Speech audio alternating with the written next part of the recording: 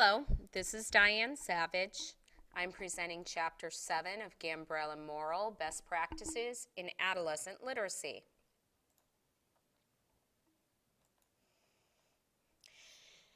In this chapter, we'll explore theory, research, and best practices in disciplinary literacy, identify and explain effective approaches for content areas other than language arts, analyze close reading practices, and examine how to foster transformation of texts.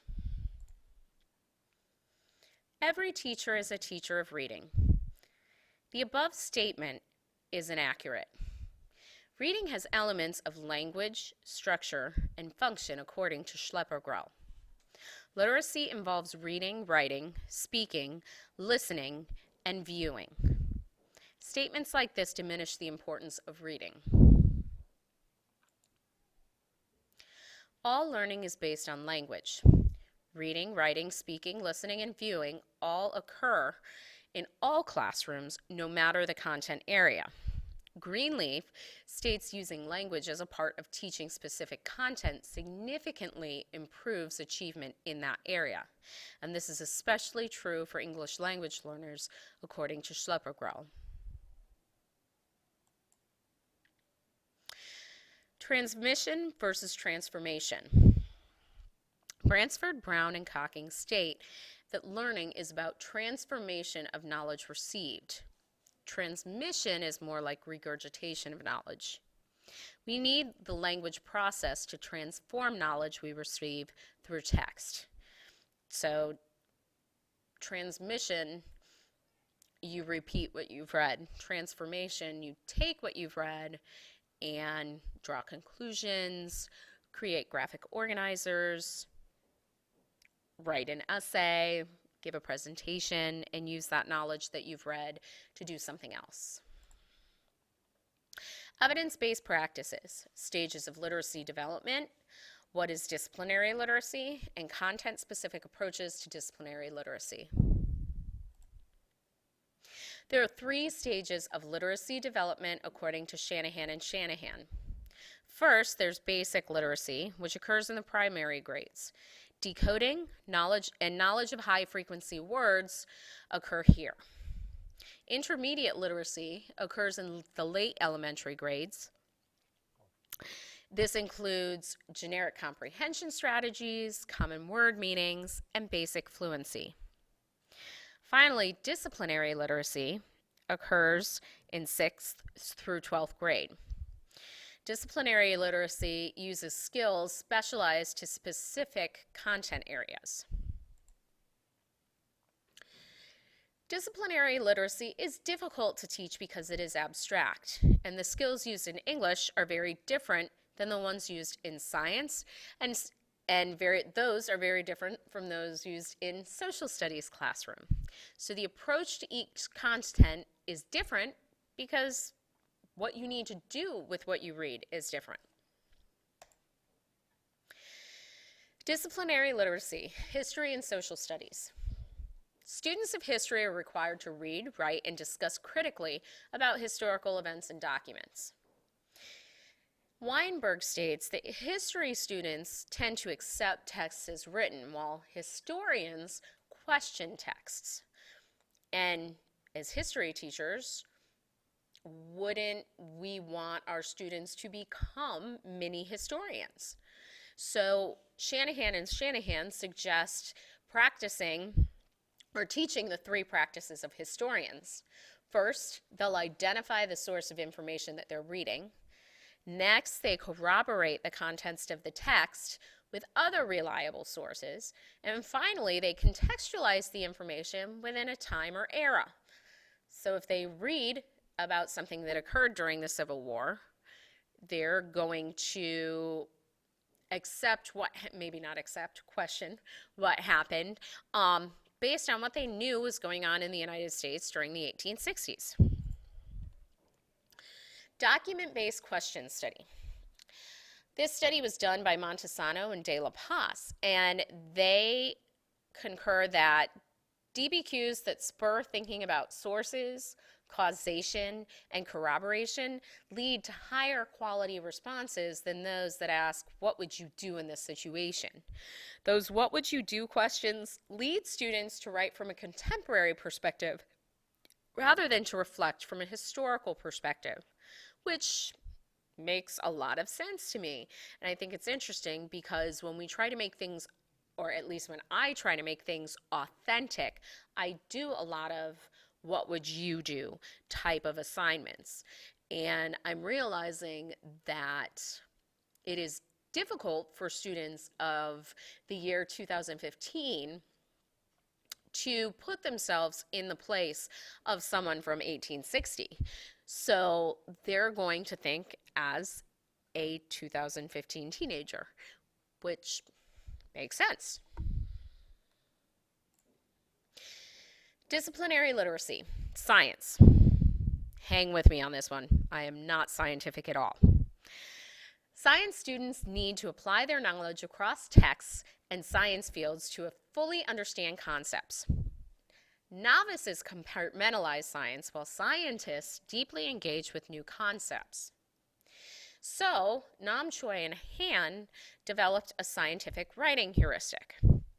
This asks little scientists to question what they might be observing, test what the answers to their questions are, observe what happens in an experiment, inquire as to why they think those things have happened, create a claim and find evidence either from text or what they've observed, and collaborate with others to see if they've observed the same things, and finally reflect on the experiment as a whole.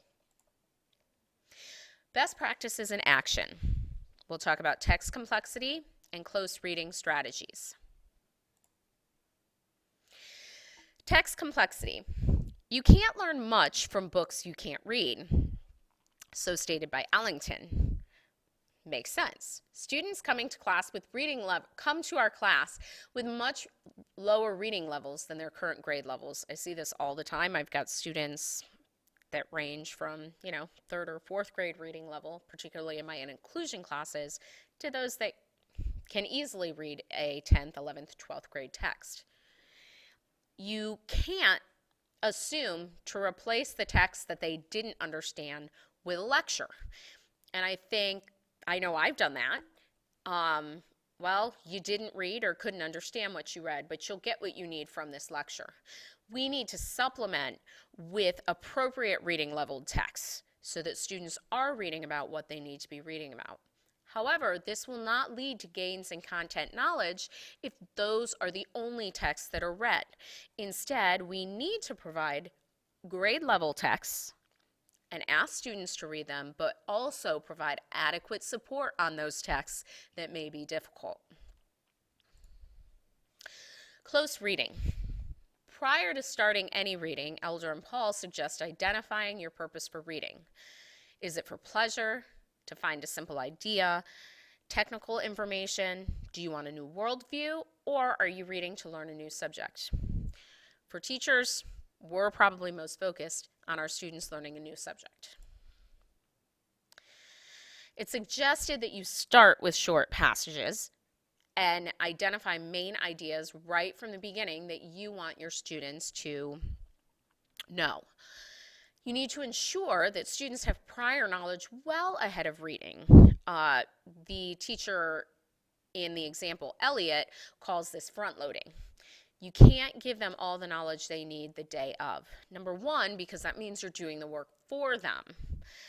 Number two, if you give it to them ahead of time, it requires students to decide what of their prior knowledge is necessary to access. Then you need to model how you want them to think with a think aloud. Read a piece and say, gosh, I never knew that before. I wonder why that is. Or, I don't understand the meaning of prior knowledge. I should probably circle it. And most teachers, like Elliot in her Panda's Thumb reading, use this as a first exposure technique. Annotation. Annotation is marking and writing on a text in a meaningful way. It promotes interaction with a text. When I teach annotation to my students, I tell them they're talking to their text. Ask your author why they say something. Or again, gosh, I never knew that. That's surprising. Montesano says that practice of improper feedback on annotation leads to a better, proper use of text to support claims and interpretation. It makes students slow down as they read, reread, and interact with the text. It aids teachers in identifying problem areas and in guided discussion. This one in particular is key, especially when teaching a new idea. I can give my students an article, have them annotate, collect it, and then that night notice that, oh my goodness, nobody understands paragraph 2. And now I have a starting point for my discussion, and now I know what I need to either reteach or teach in the first place, and I know everybody got paragraph 3, so we can just go over that quickly. Elliot, in her Panda's Thumb example, used this as a second exposure to her text. Alder and Van Doren have created some annotation guidelines. These are the ones I also use in my own classroom. Underline main important ideas, circle unknown or confusing words, put a question mark near something you're wondering and write down the question, put an exclamation point near something surprising, and comment. Discussion is something that must occur after reading something, particularly new things. There are 3 principles of discussion called accountable talk practices. Students need to be accountable to the classroom community, to their knowledge base, and to reasoning and logic. It's important to remember that in a classroom discussion, the teacher is not the primary source. If she is or he is, that's a lecture. Students are the ones that need to locate and supply information from texts and personal experiences. Shanahan suggests 3 questions to progress through the discussion of the text. What does the text say, which deals with main ideas and details? How does the text work, which deals with structure?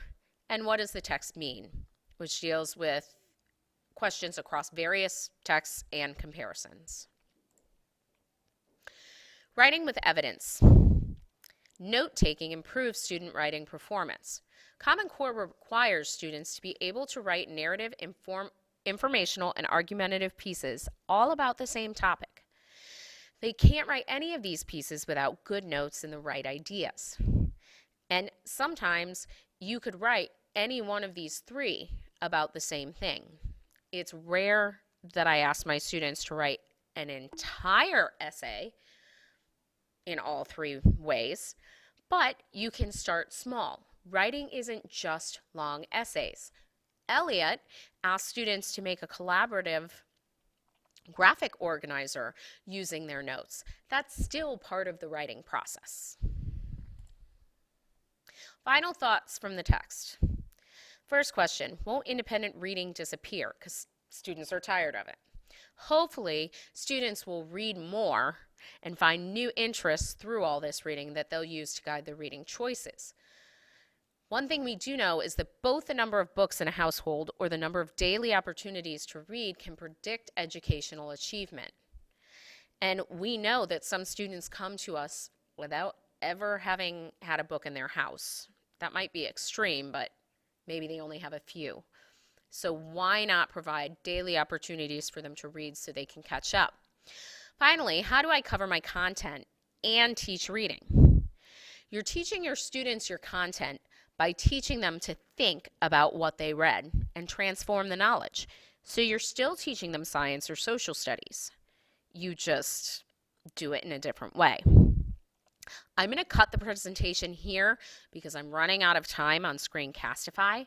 I'll finish it with a brief Screencastify that'll be probably 3 more minutes and put that link next.